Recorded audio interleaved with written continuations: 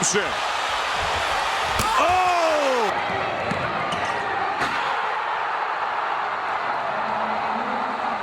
Williamson with a steal. And congratulations to the Duke Blue Devils. What's going on, people? It's Flight Sports TV. I appreciate y'all for checking with me. Right now, I got a special topic for the people right now. I want to talk about Zion Williamson. And I want to tell you why Zion Williamson, he may never fulfill his complete full potential at the NBA level. You know, we really have to get into it. I think this is serious, you know, because like I said, we talking about arguably one of the most dominant players of this era. And like I said, it's like almost like we may never get a chance to really see it in totality. I think it's very problematic. I think it's something that's going over a lot of people's heads. A lot of people are taking it for granted.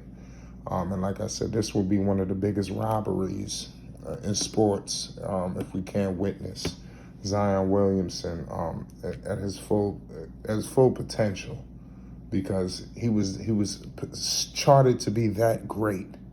You know, his Pelicans tenure has not went as planned. We're gonna get all into it. Before we do, I need everybody to hit that like button, and if you're new, you done stumbled to the right place. Most definitely hit that subscribe button. You already know what it is. It's Flight Sports. I ain't gonna waste too much time with the people right now. Definitely shout out to everybody rocking with Zion Williamson. We all know he's a phenom. We are patiently awaiting his return because we don't know. You know, I think, and that's the most craziest thing with Zion. We really don't know. A lot of people are speculating, but we don't really know. But let's not waste too much of your time. He may never fulfill his potential with the New Orleans Pelicans or in the NBA in general. And we're just going to get into it. We all know Zion Williamson. The man was a phenom back in high school. We ain't even going to get to Duke yet. We all know what he did in high school. The man attended a day school. The school's name is Spartanburg Day School. It's a small K through 12 private school for the people that's not familiar. He went to school, he attended it in South Carolina. And like I said, it was crazy. He played for the Griffins. That's the name of the basketball team. So what I will say is this: the man did his thing. We all know to read off some of these stat lines would be impeccable. The man was damn near averaging 30 in high school. As a sophomore, he averaged 28 points. 10 rebounds. I mean, the man was a complete phenom. And that's, like I said, going. And then back at Duke, he just really lit it up. But back in high school, he was packing out gyms, arenas. He annihilated the AAU circuit. We all know, we've seen some of these legendary performances, some with the likes of LaMelo Ball and many other NBA players presently right now. Melo was just one of the players that he played with. It was potentially a situation where him and LaMelo could have teamed up back in high school, but we actually covered that. Y'all go do your homework on that. But fast forward to Duke, the greatness continued, carried over from high school. Even if we look back, Dayton in high school, he did suffer some injuries, that led him to miss the Jordan Brand Classic. And things of that nature. So the injury history, it did date back to high school, and then it got highlighted later on in his collegiate career. And then obviously it's been riddled throughout his whole NBA tenure with the New Orleans Pelicans. But what I will say is, when he went to Duke, the man lit it up. We all know what he did. The averages was retarded. The man averaged 22 points and 8 rebounds in college with Duke.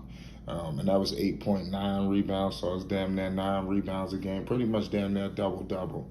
And then also chipped in with 2 assists. You had great guard play there. You worked with, it was R.J. Barrett, it was Jones was there. I mean, so you had pretty decent guard play, so it wasn't to the point where Zion was forced to make plays for that basketball team. But you seen flashes at Duke, like, oh my goodness. He was a phenom. He was a prodigy. You understand? It's not many players that are phenoms and prodigies. You got a lot of players that are great players, good guys, but they're not a prodigy. You understand? Zion Williamson, this was something scary, something rare, something we've maybe never seen before. You understand? In terms of the level of attention and everything that this guy acclaimed, like everything. So it was just, Zion Williamson is crazy. He's the truth. And when healthy, he potentially could be the most dominant player in the world when healthy. And that's why here at Flight Sports, we are trying to hold some accountability to Zion Williamson. We do not want Zion Williamson to cheat the game, discredit the game, discount it. He needs to give it his all. You understand? But now the question is, will he fulfill his potential? Now, in New Orleans, you got a crazy organization, a rookie head coach. He's doing the best he could. Willie Green, I think he needs some guys around him, that believe in him, including his players. And I think that'll give the New Orleans Pelicans, Willie Green, and the whole team an extra lift. And I think Zion Williamson possesses that. If he can go be more involved, I think it's going to pay dividends for this basketball team. They need something like that right about now. The Pelicans are doing the best that they can. Now it's all about, can he stay healthy? Can he put the pieces around this man? The number one thing for Zion Williamson that he needs to do and monitor is his weight. The man needs to stay healthy and be able to be on the floor, because what's the best ability? Availability. You understand?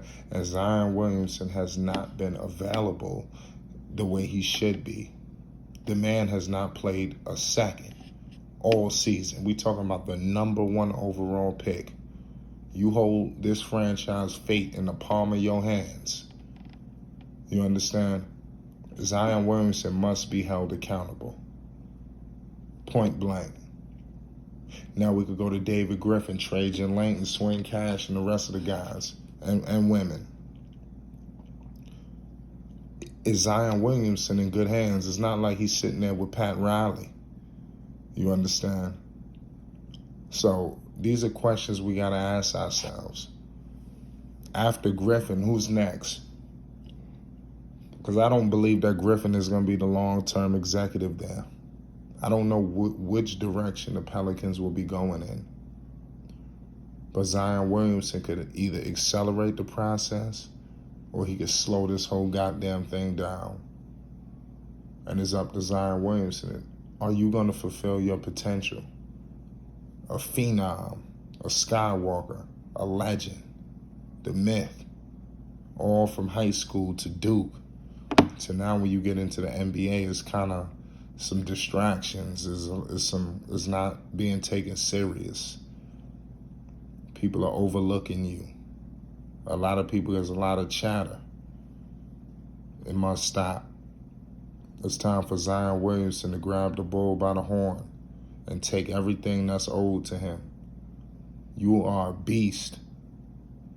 One of the most dominant players to ever play the game of basketball.